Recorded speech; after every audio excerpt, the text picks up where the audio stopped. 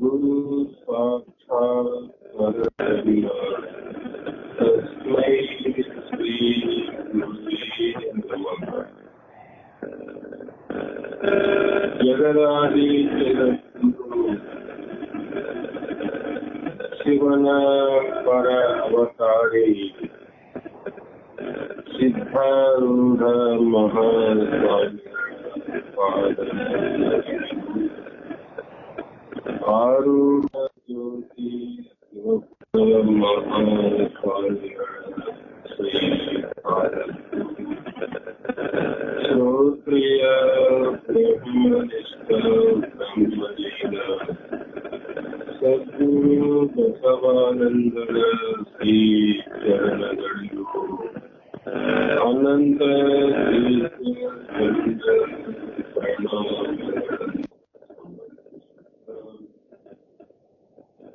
सद्गुरु लिंगप्प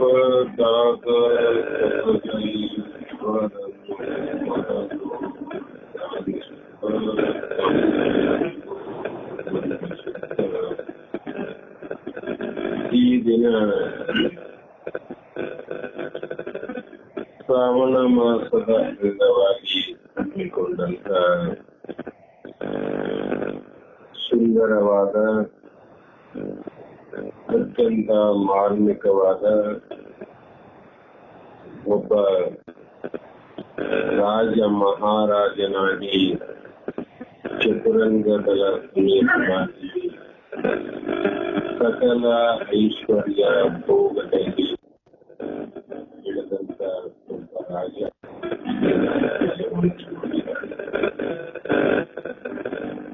ಅಂಥ ಮಹಾರಾಜ ಸದ್ಗುಣಶೀಲನಾಗಿದ್ದು ಪ್ರಜೆಗಳ ಪಾಲಿಗೆ ದೇವರಂತೆ ಇದ್ದು ಒಂದು ವಿಚಾರಕ್ಕಾಗಿ ರಾಜನಾಗಿರತಕ್ಕಂತ ನಿಜಗುಣ ಯೋಗಿಗಳು ತಮ್ಮ ರಾಜ ವೇಷವನ್ನ ನಿರಾಕರಿಸಿ ರಾಜರ ವೇಷಗಳ ಮೇಲೆ ರಾಜಗಳ ಭೂಷಣಗಳ ಮೇಲೆ ಅಂಥ ಎಲ್ಲ ಸಕಲ ಭೋಗ ಭಾಗ್ಯಗಳನ್ನ ತೊರೆದು ಸಾಮಾನ್ಯ ವ್ಯಕ್ತಿಯಂತೆ ಒಂದು ಕಾಯಿಯನ್ನ ಹಿಂದೆ ಇರುವಂತ ಎಲ್ಲಾ ಭೋಗಗಳನ್ನ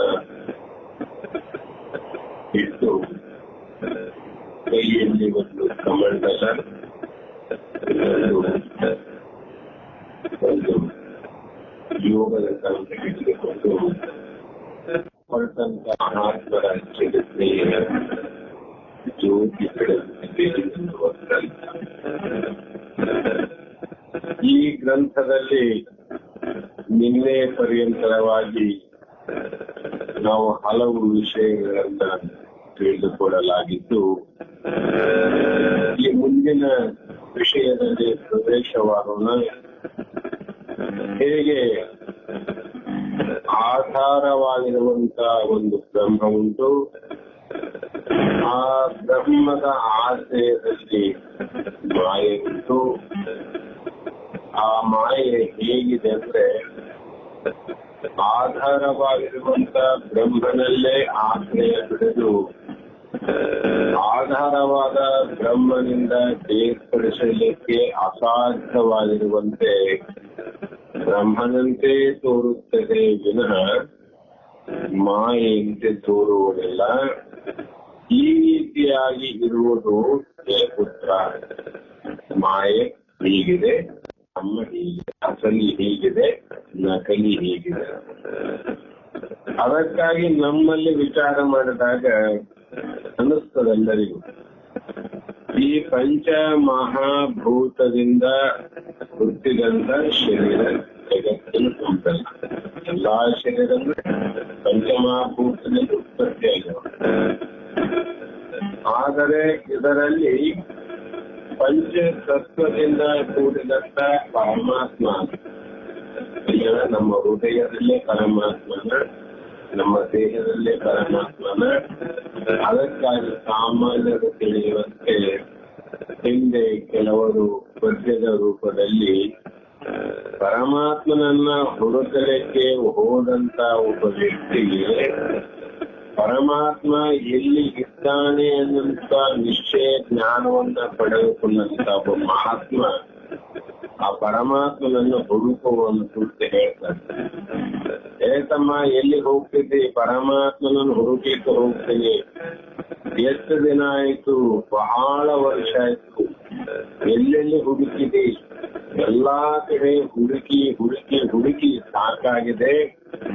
ಇನ್ನು ಹುಡುಕುವ ಪ್ರಯೋಗ ನಾನು ಕೈ ಬಿಟ್ಟಿಲ್ಲ, ಹುಡುಕೇ ತೀರುತ್ತೇನೆ ಅಂತ ಆ ಹುಡುಕುವ ವ್ಯಕ್ತಿ ಆ ಮಹಾತ್ಮನ ಮುಂದೆ ಹೇಳಿದಾಗ ಅವ್ರು ಹೇಳಿದ್ರು, ಎಲ್ಲಿ ಅವನು ಪರಮಾತ್ಮ, ಎಲ್ಲಿ ಅವನು ಅಂತ.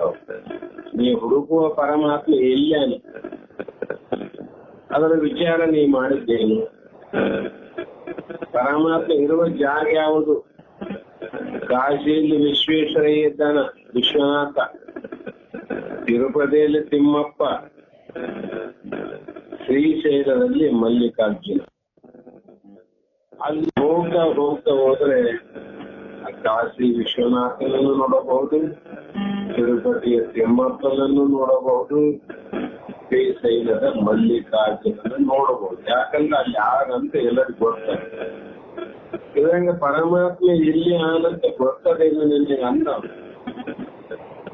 ಅವಾಗ ಹೇಳ್ದ, ಇಲ್ಲರಿ ಇದ್ರಂಗ ನಾನು ಎಲ್ಲರ ಮುಂದೆ ಹೇಳಿನೇ, ಯಾವ ಇಂತ ಪ್ರಶ್ನೆ ಕೇಳಿದ.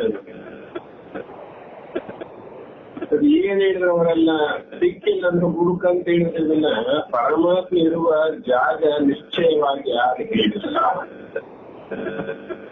ಅವಾಗ ಇವರು ಹೇಳಿದ್ರು, ಬಲ್ಲಂತ ಮಹಾತ್ಮರ ಬದಿಯಲ್ಲೇ ಪರಮಾತ್ಮ ನೋಡಂತ.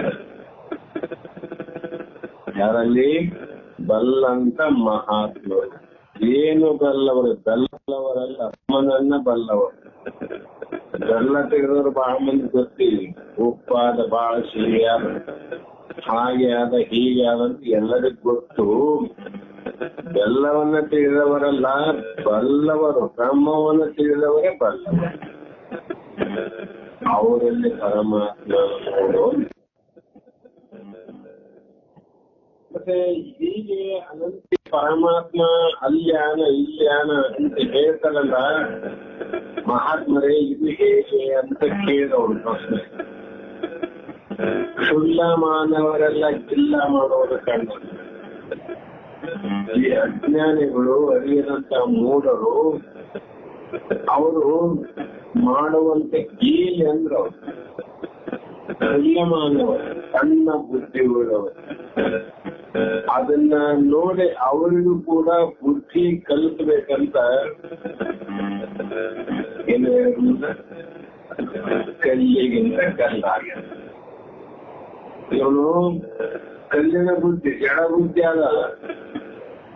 ಜಡ ಬುದ್ಧಿ ಉಳ್ಳವನಿಗೆ ಚೇತನದ ಅರಿವಾಗಲು ಆಸಕ್ತಾಗ ಹೇಗೆ ತಿಳ್ತಾನೆ ಅವನು. ಆ ಕಾರಣದಿಂದ ಆ ಪರಮಾತ್ಮ ಚೇತನದಿಂದ ಕೂಡಿರುವಂತ, ಜನನ ಮರಣ ರಹಿತವಾಗಿರುವಂತ, ಸುಖದಲ್ಲೇ ಮುಳುಗಿದಂತ, ದುಃಖ ರಹಿತವಾಗಿರ್ತಕ್ಕಂಥ ಆ ಪರಮಾತ್ಮ ಕಲ್ಲಿನಕ್ಕಿಂತ ಚೇತನವಾಗಿರತಕ್ಕಂಥ ಪರಮಾತ್ಮಗೆ ಜಡತ್ವ ತಂದಿಟ್ರು ಮತ್ತೆ ಕಲ್ಲನ್ನು ಮಾಡಿ ಕೂಡಿಸ್ಯಾರ ಅಂತ ಆತನಿಗೆ ಆ ಸಮಯದಲ್ಲಿ ಕೂಡಿಸಿ ಆ ಮಹಾತ್ಮ ನಿಜವಾದ ಪರಮಾತ್ಮ ಹುಡುಕೋ, ನಿನ್ನಲ್ಲಿ ಪರಮನ ಹುಡುಕು. ಎಲ್ಲಿ ಬ್ಯಾರೆ ಕಡೆ ಇಲ್ಲ, ನಿನ್ನಲ್ಲೇ ಅಲ್ಲಿ ಯಾಕ ಹುಡುಕಿ ನೀವು ದರ್ಶಿಸಿದ್ದಿ? ಪರಮಾತ್ಮ ಬಲ್ಲವರೆಲ್ಲ ನಲ್ಲವರ ಸಂಗಮನ ಮಾಡು, ಅವರಿಂದ ನಿನಗೆ ಪರಮಾತ್ಮನ ನಿಜವಾದ ಏನಿಲ್ಲ ಅಂತ ಹೇಳ್ತಾರಂತೆ. ಹೇಳ್ದಂಗೆ ಇಲ್ಲಿಯೂ ಕೂಡ ದೇಹ ಮತ್ತು ಚೇತನ ಎರಡು ಇದೆ. ಒಂದು ಅರಿವಿದೆ, ಚೇತನ ಇದೆ, ಒಂದು ಜಡ. ಜಡವಾದದ್ದು ದೇಹ ಆದ, ಚೇತನವಾದದ್ದು ಆತ್ಮ. ಎಲ್ಲರಲ್ಲಿ ಆದ ಆತ್ಮಕ ಚೇತನಂದ್ರೆ ಚೈತನ್ಯಂದ್ರೆ ಅರಿವೊಂದೇ, ಜ್ಞಾನ ಅಂದ್ರೆ ಒಂದೇ. ಅರಿವಿಲ್ಲದ ಚೇತನವಿಲ್ಲದ ಜ್ಞಾನ ದೇಹವಲ್ಲ. ಇದು ಹೇಗಾಗಿದೆ ನಮಗೆ ಮಹಾತ್ಮರು ಹೇಳುವಾಗ ಬೇರ್ಪಡಿಸಲಿಕ್ಕೆ ಅಸಾಧ್ಯವಾದಂತ ಸಮಸ್ಯೆ. ಆತ್ಮನಿಂದ ಮಾಯೆಯನ್ನು ಬೇರ್ಪಡಿಸಲಿಕ್ಕೆ ಅಸಾಧ್ಯ ಅಲ್ಲ. ಯಾಕಂದ್ರೆ ಜಡವಾದ ದೇಹ ಎಲ್ಲಾ ರೀತಿ ಕಾರ್ಯವನ್ನು ಮಾಡ್ತದೆ, ಕೆಲಸವನ್ನು ಮಾಡ್ತದೆ. ಜಡ ಅಂದ್ರೆ ಕಲ್ಲು, ಆ ಕಲ್ಲನ್ನು ನಾವೇ ಎತ್ತಿಡಬೇಕು. ಜಡ ಅಂದ್ರೆ ಒಂದು ಪೆಟ್ಟಿಗೆ, ಆ ಪೆಟ್ಟಿಗೆಯನ್ನು ನಾವೇ ಎತ್ತಬೇಕಿದ ಪೆಟ್ಟಿಗೆ ಕಲ್ಲನ್ನು ಕರೆದರೆ ಬರೋದಿಲ್ಲ, ಹೋಗುತ್ತಿಲ್ಲ. ಅವರಂತೆ ಮಹಾತ್ಮರು ನಿರ್ಣಯ ಮಾಡ್ಯಾರ, ನಮ್ಮ ದೇಹ ಎಲ್ಲ ಜಡ ಅದಂತ, ಕಲ್ಲು ಪೆಟ್ಟಿಗೆ ಅಂತ. ಇದರ ಅನುಭವಕ್ಕೆ ಹೋಗ್ಬೇಕಾಗಿತ್ತಂದ್ರೆ ಗರ್ಭೋ ಉಪನಿಷತ್ತಿನ ಸ್ವಲ್ಪ ಸೂಕ್ಷ್ಮತೆಯನ್ನು ಅರಿಬೇಕು. ಆ ತಾಯಿಯ ಗರ್ಭದಲ್ಲಿ 7 ತಿಂಗಳಿಗಿಂತ ಮುಂಚಿತವಾಗಿ ತಾಯಿ ಗರ್ಭದಲ್ಲಿ ಬೆಳೆದಂತ ಶಿಶು ಹೇಗಿತ್ತು ಅಂದ್ರೆ ಜಡ ಇರ್ತದೆ, ಕಲ್ಲು ಪೆಟ್ಟಿಗೆ ಅಂತ ಇರ್ತದೆ. ಕಲ್ಲು ಬೇರೆಲ್ಲ, ಪೆಟ್ಟಿಗೆ ಬೇರೆಲ್ಲ. 7ನೇ ತಿಂಗಳಲ್ಲಿ ಪ್ರಾಣ ಬಂದು ಪ್ರತಿಷ್ಠಾಪನೆ ಆದಾಗ ಅವರ ಅಂಗಾಂಗಗಳು ಕೆಲಸ ಮಾಡ್ತಾರೆ. ಕೈ ಕೆಲಸ ಮಾಡ್ತದೆ, ಕಾಲು ಕೆಲಸ ಮಾಡ್ತದೆ, ಕಣ್ಣು ಕೆಲಸ ಮಾಡ್ತದೆ, ಕಿವಿ ಕೆಲಸ ಮಾಡ್ತದೆ. ಒಳಗಡೆ ಇರ್ತಕ್ಕಂತ ಪ್ರತಿಯೊಂದು ನರಗಳು ಕೂಡ, ಪ್ರತಿಯೊಂದು ರೋಮ ಅಂದ್ರೆ ಕೂದಲು ಕೂಡ ಕೆಲಸ ಮಾಡ್ತಾವ. ಕೂದಲು ಬೆಳ್ತಾ ಇಲ್ಲ ಅಂದ್ರೆ ಅಲ್ಲಿ ಕಾರ್ಯ ಮಾಡ್ತಾವಂತ ಅರ್ಥ. ಅದು ಒಂದು ಪ್ರಮಾಣ. ಮೊದಲು ಜಡವಾಗಿತ್ತು, ತಾಯಿ ಗರ್ಭದಲ್ಲಿ ಪ್ರಾಣ ಬಂದು ಸೇರಿದಾಗ ಚೇತನದ ಒಡಗೂಡಿ ಅಲ್ಲೇನಂದ್ರೆ ಶಿವಜ್ಞಾನ, ಶಿವಚಿಂತನೆ, ತಾನಿದ್ದ ಜಾಗ, ಹೇಸಿಕ ಅದು, ನರಕ ಅದು, ಕಷ್ಟ ಅದು, ಸುಖ ಅದು ಎಲ್ಲ ಅಭಿವೃದ್ಧಿ ಬಂತು. ಅವಾಗ ಪ್ರಾಣದಿಂದ ಅದಕ್ಕಿಂತ ಮೊದಲು ಜಡ ಇರ್ತಾನೆ. ಇದು ಒಂದು. ಇನ್ನೊಂದು ಎಲ್ಲರ ಅನುಭವಿಸಿದ್ದು ಯಾರು ಮನೆಗೆಲ್ಲ ಎಲ್ಲರ ಮನೆಗೆ ಹಣೆ ಬರ, ಮನೆ ಅಂದ್ರೆ ಬ್ಯಾಸರ ಬರ್ತದೆ. ನಮ್ಮೂರಾಗೆ ಯಾರನ್ನ ಒಬ್ರು ಸತ್ತಿದ್ರು, ಸತ್ತ ಮೇಲೆ ಅದು ಕಲ್ಲು ಕಟ್ಟಿಗೆ ತಂಗ ಆಗಿಲ್ಲ, ಪ್ರಾಣ ಹೋಯ್ತು, ಕಲ್ಲು ಕಟ್ಟಿಗೆ ಆಯ್ತು. ಅಂದ್ರೆ ಏನಾಗ್ತ ಆಯ್ತು, ಇದು ಜಡ. ಇದು ಜಡನೆ. ಕಣ್ಣು ಕೆಲಸ ಮಾಡಬಹುದು, ಬಾಯಿ ಕೆಲಸ ಇಲ್ಲ, ಕಾಲು ಕೆಲಸ ಇಲ್ಲ, ಕೈ ಕೆಲಸ ಇಲ್ಲ, ಒಟ್ಟು ಯಾವುದೇ ಕಾರ್ಯವನ್ನು ಮಾಡಲಾರದೆ ಕಲ್ಲಿನ ಜಡ. ಅದೇ ಪ್ರಕಾರವಾಗಿ ಈ ನಾವು ತೊಟ್ಟಂತ ದೇಹ ಏನಾದ ಇದು ಜಡ. ಜಡವಾದ ದೇಹದಲ್ಲಿ ಪ್ರಾಣ ಒಂದಿದೆ. ಆ ಪ್ರಾಣವೂ ದೇವರಲ್ಲ. ಯಾಕೆಂದ್ರೆ ಪಂಚ ಮಹಾಭೂತದ 5 ತತ್ವಗಳಲ್ಲಿ ಈ ವಾಯು ತತ್ವ ಒಂದು. ಇದು ಆಕಾಶ ತತ್ವ, ವಾಯು ತತ್ವ, ಅಗ್ನಿ ತತ್ವ, ಜಲತತ್ವ ತತ್ವಗಳಲ್ಲಿ ಕೂಡದ. ಅದಕ್ಕಾಗಿ ಗಾಳಿಯ ಅಂಶ ಏನಾದ ಪ್ರಾಣ ರೂಪದಲ್ಲಿ ನಮ್ಮಲ್ಲಿ ಯಾವ ಪ್ರಾಣ ರೂಪ ಎಲ್ಲ ಒಳಗೆ ಹೋಗ್ತದ ಬರ್ತದೆ. ಮತ್ತೆ ಅಗ್ನಿ ತತ್ವಕ್ಕೆ ಏನಾದ ನಮ್ಮ ದೇಹದ ಭಾಗದೆಷ್ಟಂದ್ರೆ ಒಳಗಡೆ ಉಷ್ಣ ಜ್ವರ ಬರ್ತವ್ರೆ. ಎಲ್ಲಿ ಹೊರಗಿನ ಬೆಂಕಿ ಹೆಚ್ಚದನ್ನು ಹೆಂಗಾಗ್ತದೆ ದೇಹ ಉಷ್ಣ ಅಂದ್ರೆ ನೀನೆಷ್ಟಿದ್ದೀವಿ ಭಗವಂತ ಮಾಡಿದ ದೇಹ ಜಗತ್ತವಲ್ಲ, ಇದರಲ್ಲಿ ಉಷ್ಣ ತತ್ವ ಅದ. ಆ ಉಷ್ಣ ತತ್ವ ಇರುವ ಕಾರಣ ನಾವು ಊಟ ಮಾಡದಂತ ಅನ್ನ ಜೀರ್ಣಾಗಬೇಕಾಗಿದ್ರೆ ಆ ಅಗ್ನಿ ತತ್ವ ಬೇಕೇ ಬೇಕು. ಬೆಟ್ಟನ ಕಾಳು ನೀರಾಗಿ ತಲೆ ಮೇಲೆ ಇಟ್ಟರೆ ಅದು ಮೆತ್ತಗಾಗುತ್ತಲ್ಲ, ಕೆಳಗೆ ಬೆಂಕಿ ಹಚ್ಚುವ. ಬೆಂಕಿ ಹಚ್ಚಿದಾಗ ಕೂತು ಆಗ್ತದೆ. ಅದರಂತೆ ಕಠಿಣವಾದ ಆಹಾರ ಪದಾರ್ಥಗಳನ್ನು ಸೇವನೆ ಮಾಡಿದ್ರು ಕೂಡ ಒಳಗಡೆ ಇನ್ನು ಗಟ್ಟಿ ಇದ್ದದನ್ನ ಆ ಅಗ್ನಿ ತತ್ವ ಅದು ಮೃದು ಮಾಡಿ ರಸವನ್ನಾಗಿ ಮಾಡಿ, ರಸರೂಪ ಒಂದನ್ನು ಮಾಡಿ, ಘನರೂಪ ಒಂದನ್ನು ಮಾಡಿ, ಅನಂತ ಪ್ರಕಾರ 3 ಭಾಗವನ್ನು ಮಾಡ್ತವೆ. ಒಂದು ಭಾಗ ರಕ್ತ ಆಗ್ತದ, ಒಂದು ಭಾಗ ಮನಸ್ಸಾಗ್ತದ, ಇನ್ನೊಂದು ಭಾಗ ಮಲ ಭಾಗ ಮಾಡ್ತದೆ. ಮಿಷನ್ ಹೆಂಗಿರ್ಬೇಕು ಅಂದ್ರೆ ಆ ತತ್ವ ನಾವಂತಾಯ್ತು. ಜಲತತ್ವ ಏನಾದ್ರೆ ಹರಿದಾಡುವುದೇ ನೀರಿನ ಧರ್ಮ, ಸುಡುವುದೇ ಬೆಂಕಿಯ ಧರ್ಮ, ಬೀಸುವುದೇ ಗಾಳಿಯ ಧರ್ಮ. ಅದರಂತೆ ಹರಿಯುವುದೇ ನೀರಿನ ಧರ್ಮ ಅಲ್ಲ. ಅದಕ್ಕಾಗಿ ದೇಹದಲ್ಲಿ ನೀರಿನ ತತ್ವ ಯಾವುದಂದ್ರೆ ನಮ್ಮೆಲ್ಲಾ ನರನಾಡಿಗಳಲ್ಲಿ ಹರಿಯುವಂತ ರಕ್ತ, ಅದು ಜಲತತ್ವ ಮಾಡ್ತದೆ. ಅದಕ್ಕೆ ಸರಿಯಾಗಿ ಆಗ್ತದೆ. ಇನ್ನು ಭೂಮಿಯ ತತ್ವ ಯಾವುದಂತ ವಿಚಾರ ಮಾಡ್ತಾದ್ರೆ, ಈ ಭೂಮಿ ಸಕಲ ಜೀವಿಗಳ, ಪರ್ವತಗಳ ಅನಂತ ರೀತಿ ಇರುವಂತ ಗುಡ್ಡ, ಬೆಟ್ಟ, ಪರ್ವತ, ಕಾಡು ಎಲ್ಲವನ್ನ ಹೊತ್ತದ್ದು ಯಾವುದು? ಭೂಮಿ. ಭೂಮಿ ಹೊತ್ತುಕೊಂಡದ್ದೇ. ಅದರಂತೆ ಒಳಗಡೆ ಯಾವ ಎಲುಬುಗಳು, ನರಗಳು, ಅನಂತ ರೀತಿಯ ವಸ್ತುಗಳೇನವ, ಆ ಎಲುಬುಗಳೇ ಈ ದೇಹದಲ್ಲಿ ರಕ್ತ, ಮಾಂಸ ಎಲ್ಲವನ್ನ ಅಂದರ ಹಾಕಿ ಮ್ಯಾಲೆ ಚಪ್ಪರದಲ್ಲಿ ಹೀರೆಕಾಯಿ, ಸೌತೆಕಾಯಿ ಜೋಡಿಸಿದ್ದಾರೆ. ಚಪ್ಪರ ಹೊತ್ತದಿಲ್ಲ. ಅದಂಗೆ ಎಲ್ಲಾ ಕಡೆ ಕಾಲಲ್ಲಿ, ಕೈಯಲ್ಲಿ, ಬೆರಳಲ್ಲಿ, ಪ್ರತಿಯೊಂದರಲ್ಲಿ ಎಲುಬಾಗಿದೆ. ಯಾಕಂದ್ರೆ ಇವೆಲ್ಲವನ್ನು ಹೊರತಕ್ಕಂಥದ್ದು. ಮತ್ತೆ ಇನ್ನು ಆಕಾಶ ತತ್ವ ಯಾವ್ದ್ರಿ? ಆಕಾಶ ಇಡೀ ಜಗತ್ತನ್ನು ಮುಚ್ಚದ. ಈ ಮೇಲೆ ನೋಡ್ರೆ ಎಲ್ಲರಿಗೆ ಆಕಾಶ ಕಾಣ್ತದೆ, ಯಾವ ನೋಡ್ರೆ ಕಾಣ್ತದೆ. ಅದರಂತೆ ಈ 4 ತತ್ವಗಳನ್ನ ಕಾಣದಂತೆ ಮುಚ್ಚಿದ್ದು ಯಾವುದು ಅಂದ್ರೆ ಇದು ಆಕಾಶ ತತ್ವ.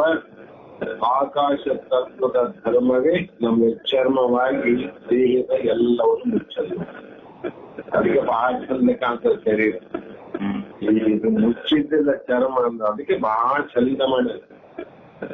ಬಾಯಿ ತರ ನೋಡ್ರಿ, ಬಾಯಿ ಒಳಗುನು ಚರ್ಮ, ಹೊರಗುನು ಚರ್ಮ, ಕಿವಿ ಹೊರಗುನು ಚರ್ಮ, ಒಳಗುನು ಚರ್ಮ. ಪ್ರತಿಯೊಂದರಲ್ಲಿ ಒಳಗ ಮತ್ತು ಹೊರಗ ಯಾವುದೇ ದೇಹದ ವ್ಯವಸ್ಥೆ ಇದು ಸರಿಯಾಗಿ ಇರಬೇಕು, ಅಸ್ತವ್ಯಸ್ತ ಆಗಬಾರದಂತ ಪರಮಾತ್ಮ ಅಷ್ಟಂದ ಚರ್ಮದ್ದು ಮಾಡ್ಯಾರ. ನಾವು ಬಂಡೆ ಏಸಿ ಕಿವಿಗೆ ಬಣ್ಣ ಬೆಳೀತಾರಂಗಿಲ್ಲ, ಬರೀ ಬಣ್ಣ ಅಲ್ಲಿ ತುಟ್ಟಿ ನೋಡಿ ಇಲ್ಲಿ ತುಟ್ಟಿ ನೋಡಂತೀವಿ. ಬಣ್ಣದ್ದೇ ಬೆಲೆ ತರಂಗಿಲ್ಲ ಅಂದ್ರೆ ಚರ್ಮ ಮಾಡಿದ ಭಗವಂತ. ಈ ರೀತಿಯಾಗಿ ಇರುವಂತದ್ದು ಯಾವುದು ಅಂದ್ರೆ ಅದು ಮಾಯೆ ಅಂಶವಾದಂತ ಈ ಜಗತ್ತು ಅಥವಾ ದೇಹ. ಇದಿಷ್ಟು ದೇಹದ ಹಣೆ ಬರ. ಇದ್ರ ಒಳಗೆ ಒಂದ 5 ಕೋಶಗಳ ಆ ಕಡೆ ಒಂದು ಚೈತನ್ಯವಾಗಿ, ಚೇತನವಾಗಿ ಈ ಎಲ್ಲಾ ತತ್ವಗಳನ್ನ ಕೂಡದೆ, ತತ್ವಗಳಲ್ಲಿ ಬೆರೆಯದೆ, ತತ್ವಗಳಿಗೆ ಸಂಬಂಧವಿಲ್ಲದೆ ತತ್ವಕ್ಕೆ ಸಾಕ್ಷಿ ಆಗಿರುವಂತದ್ದೇ ಒಂದು ಪರಮಾತ್ಮ. ಅದಕ್ಕೇನೆಂದ್ರು ಆಧಾರ. ಅದು ಆಧಾರ. ಅದರ ಮೇಲೆ ಇದೇನು ಅದೇ ಮಾಯೆ. ಗುರುಗಳ ವಿಷಯ ಹೇಳ್ತಾರೆ, ನೋಡೋ ಮಾಯೆ ಹೇಗಂತ ಕೇಳಿದಲ್ಲ ಈಗ. ಆದರೆ ಇದು ಹೇಗೆ ಅಂದ್ರೆ ರನ್ನ ಗನ್ನಡೆಯಲ್ಲಿ ತನ್ನ ಮೊಗದ ಅಂದವಂ ಚೆನ್ನಾಗಿ ಕಾಣ್ಬ ಶರಣಂತೆ ನಿಜ ಗಿಡಗಳು ಮಾಡೇ ತೋರ್ಸೋದು. ಒಂದು ದೃಷ್ಟಾಂತ ಕೊಡ್ತೇನೆ. ಏನಂದ್ರೆ ಇದು ರನ್ನಗನ್ನಡಿ ಅಂತ. ರನ್ನ ಅಂದ್ರೆ ರತ್ನ ಅಂತ, ರತ್ನ ಕನ್ನಡಿ ಅಂತ. ನಮ್ಮ ಶ್ರೀಮಂತರ ಮನೆಗೆ ಇರಂಗಿಲ್ಲ. ಮೊದಲ ಕಾಲದಲ್ಲಿ ರಾಜರ ಮನೆಯಲ್ಲಿರೋವು. ರನ್ನಗಂಧ. ಆ ರನ್ನಗಂಧೆಯಲ್ಲಿ ತನ್ನ ಮೊಗದ ಅಂದವಂ ಚೆನ್ನಾಗಿ ಕಾಣ್ಬಾರ್ದು. ಸಾಮಾನ್ಯ ಕನ್ನಡಿಯಲ್ಲಿ ಹೆಚ್ಚು ಕಮ್ಮಿ ಕಾಣ್ತದೆ. ದೊಡ್ಡವ್ರು ಗಿಡ್ಡ ಕಾಣ್ತಾರೆ, ಗಿಡ್ಡನು ದೊಡ್ಡ ಕಾಣ್ತಾರೆ. ಮತ್ತೆ ಅಗಲ ಇದ್ದವರು ತೆಳ್ಳ ಕಾಣ್ತಾರೆ, ತೆಳ್ಳಗಿದ್ದವರು ಅಗಲ ಕಾಣ್ತಾರೆ. ಕನ್ನಡಿಯಲ್ಲಿ ನಮ್ಮ ಮುಖ ಕಾಣಿಸಲಿಲ್ಲ ಅಂತಲ್ಲ. ಇಲ್ಲಿ ಸ್ವಲ್ಪ ಹೆಚ್ಚು ಕಮ್ಮಿ ಕಾಣಬಹುದು. ರನ್ನಗನ್ನಡಿಯಲ್ಲಿ ಇದ್ದಕ್ಕಿದ್ದಂಗೆ ಕಾಣ್ತದೆ, ಅಷ್ಟು ಶುದ್ಧವಾಗಿರ್ತದೆ ಕನ್ನಡಿಯಲ್ಲಿ. ನಿಜವಿದರು ನಿಜವಾಗಿ ಇರುವಂತ ಯಾವುದಾದ ಅದು ಬ್ರಹ್ಮ, ಆಧಾರವಾದ ಆ ಬ್ರಹ್ಮ ಅದರೊಳಗೆ ಚೆನ್ನಾಗಿ ತೋರ್ಪದು. ಅಂದ್ರೆ ರನ್ನಗನ್ನಡಿಯಲ್ಲಿ ಮುಖವ ತೋರಿದಂತೆ ಇಲ್ಲಿ ಎಲ್ಲರಿಗೂ ಕೂಡ ತನ್ನ ಸ್ವರೂಪದಲ್ಲಿ ಚೆನ್ನಾಗಿ ತೋರುವುದು ಅಖಿಲಗೆಂದ್ರೆ ಎಲ್ಲರಿಗೂ ತೋರ್ತಾರೆ. ಕನ್ನಡಿಯಲ್ಲಿ ಮುಖ ತೋರುತ್ತದೆ. ಅದೇನು ಕನ್ನಡಿಯಲ್ಲಿ ಮುಖ ಇಲ್ಲ, ಆದ್ರೆ ಮುಖ ತೋರ್ತದೆ ಮುಖ. ಮುಖ ಆದೇನಂದ್ರೆ ಇಲ್ಲ, ಆದ್ರೆ ತೋರದು ಬಿಟ್ಟಿಲ್ಲ. ಅದರಂತೆ ಈ ನಿಜವಾದ ಬ್ರಹ್ಮನಲ್ಲಿ ಜೀವ ಜಗತ್ತಂಬುದು ಇಲ್ಲ, ಆದ್ರೂ ತೋರ್ತದೆ. ಆದೇನು ಇಲ್ಲ. ಇದೇನಂತ ನೋಡಕ್ ಹೋದ್ರೆ ಹುಡುಕದೇ ಇಲ್ಲ, ತೋರೋದಿಲ್ಲ. ಚೆನ್ನಾಗಿ ತೋರ್ತದಂತಾರ ಅವರು. ಅದರಂತೆ ಇರುವಂತ ಬ್ರಹ್ಮನಲ್ಲಿ ಇಲ್ಲದಂತ ಯಾವ ಜಗತ್ತು ಈ ಮಾಯೆ ಅನ್ನುವಂಥದ್ದು ಇಲ್ಲವೇ ಇಲ್ಲ. ಇಲ್ಲಂತ ಸುಮ್ಮನೆ ಇದ್ರೆ ತೋರದು ಕೊಡೋದು, ತೋರ್ತದೆ. ಆ ಕಾರಣ ಕೊನೆಯಲ್ಲಿ ಅವರು ಆ ಒಂದು ಸಾಧಕರಿಗೆ ಹೇಳಿದ ಮಾತು, ಗ್ರಂಥದ ಮುಕ್ತಾಯ ದಿನ ಅನುಭವಸಾರ ವಿಶೇಷ ಸಮಾರಂಭವನ್ನು ಏರ್ಪಾಡು ಮಾಡಿದ್ರು. ಹೇಳ್ತವಲ್ಲ, ಪುರಾಣ ಮಂಗಲಾಗ್ತದ್ರಿ, ಶ್ರಾವಣೋತ್ಸವ ಕೊನೆಯ ದಿನ ರೀ ಅಂತ ವಿಶೇಷವಾಗಿ ಪೂಜೆ ಮಾಡಿ ಕಾಯಿ ಕರ್ಪೂರ ನೈವೇದ್ಯವನ್ನು ಮಾಡ್ತೀವಿ. ಅದರಂತೆ ಸಮಾರಂಭವನ್ನು ಏರ್ಪಡಿಸಿದ್ದ ಮಹಾಂತ ಸ್ವಾಮಿ ಸಮಾರಂಭದ ಸಂಭ್ರಮವೆಲ್ಲ ಮುಗಿದ ಮೇಲೆ ಮಹಾಂತ ಸ್ವಾಮಿ ನಿಜಗುಣರನ್ನು ಕೇಳಿದ. ಏನ್ ಕೇಳಿದ?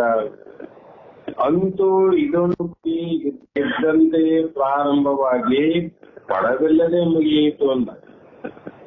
ಈ ಅನುಭವಸಾರ ಕಲ್ಪನೆ ರಚನೆ ಮಾಡಬೇಕಂತ ಯಾರಿಗೂ ಇದ್ದಿಲ್ಲ. ಮಹಾಂತ ಸ್ವಾಮಿಗೆ ಇದ್ದಿಲ್ಲ, ನಿಜವಾಗೂ ಇದ್ದಿಲ್ಲ, ಅವರ ಗುರುಗಳಿಗೂ ಇದ್ದಿಲ್ಲ.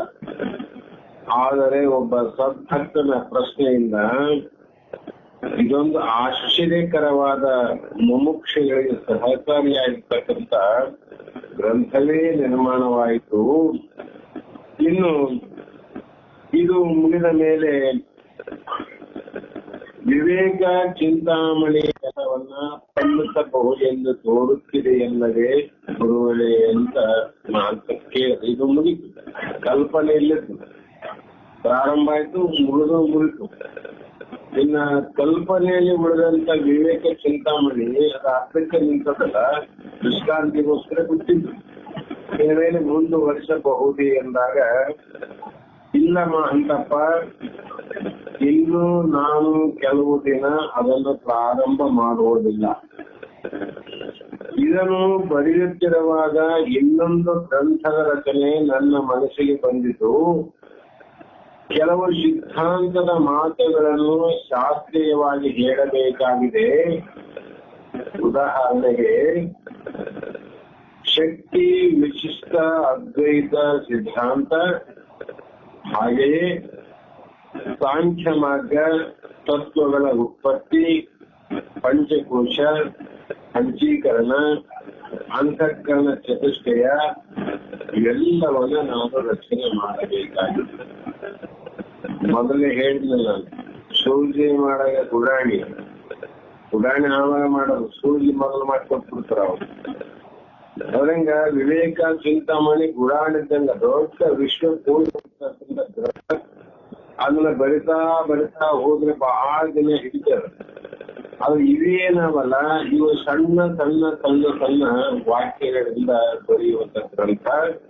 ಅದಕ್ಕೆ ಇವುಗಳನ್ನ ಬರೆಯೋಣ ಅಂತ ವಿವರಿಸಿ ಪ್ರಮಾಣ ಗ್ರಂಥಗಳನ್ನು ರಚಿಸಿದೆ.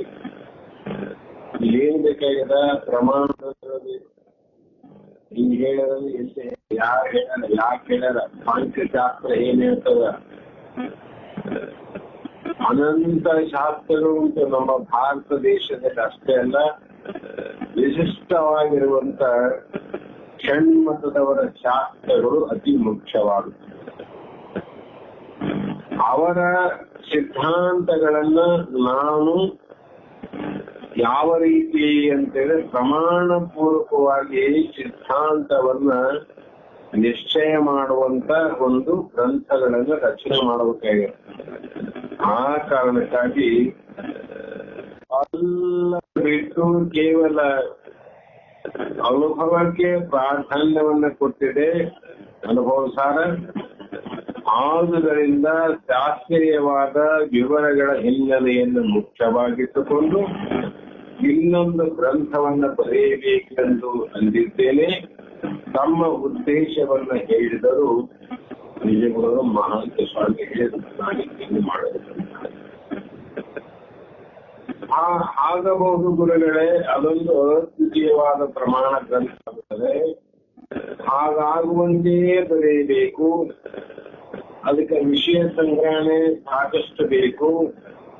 ಅದನ್ನ ವ್ಯವಸ್ಥಿತವಾದ ರೀತಿಯಲ್ಲಿ ಅಳವಡಿಸಬೇಕು. ಯಾವ ಛಂದಸ್ಸಿನಲ್ಲಿ ಬರೆಯಬೇಕೆಂಬುದು ನನ್ನ ಆಲೋಚನೆ. ಅದನ್ನು ಯೋಚನೆ ಮಾಡುತ್ತಿದ್ದೇನೆಂತ ಹೇಳಿ ಸ್ವಲ್ಪ ಕಾಲ ಸುಮ್ಮನೆದ್ದು ಆ ದಿನ ಅವರು ನೆನಪಿಗೆ ತಂದುಕೊಂಡು, ಗುರುಗಳೇ, ಪುರಾತನ ಕುರಿತು ಹರಿ ಹರ ಕೆವಿ ಎಷ್ಟು ಸುಂದರವಾಗಿ ರಚನೆಗಳನ್ನ ಬರೆದಾರೆ. ಪುರಾತನ ಹಿಂದಿನವರು ಪಂಪ ಅವರೆಲ್ಲ ಬರೆದಾರೆ. ಈ ವಿಷಯವನ್ನ ನೇರವಾಗಿ ಹೇಳುವುದಕ್ಕೆ ರಗಡೆಯೇ ಊಟ ತುಂಬಾ ಅನುಕೂಲವಾದದ್ದು. ಆ ರಗಡೆಯಲ್ಲಿಯೇ ಏಕೆ ಬರೆಯಬಾರದು ಅಂತ ಹೇಳಿದಾಗ, ನಿಜ ಮಹಂತಪ್ಪ ಒಳ್ಳೆಯ ಸೂಚನೆಯನ್ನು ಕೊಟ್ಟಿದ್ದೆ. ನನ್ನ ಉದ್ದೇಶಕ್ಕೆ ತುಂಬಾ ಸೂಕ್ತವಾದ ಛಂದಸ್ಸೆಂದು ತೋರುತ್ತದೆ. ಅದು ನಿರ್ಧಾರವಾದ ಹಾಗೆ ಆಯಿತು. ನಿಮ್ಮ ಕೃತಿಯನ್ನ ಸ್ಥಾಪಿಸಬೇಕು ಅಂತ ವಿಚಾರ ಮಾಡಿದರು. ಮಾಡಿ ಒಂದು ದಿನ ಸ್ನಾನದಿಂದ ಎಚ್ಚೆತ್ತುಕೊಂಡ ಮೇಲೆ ಮಹಾಂತ ಸ್ವಾಮಿ ಅವ್ರನ್ನ ಕರೆದ. ಧ್ಯಾನದಲ್ಲಿ ಕಂಡಂತ ಅಪೂರ್ವ ದೃಶ್ಯ ಅವರ ಮನಸ್ಸನ್ನು ತುಂಬಿತ್ತು.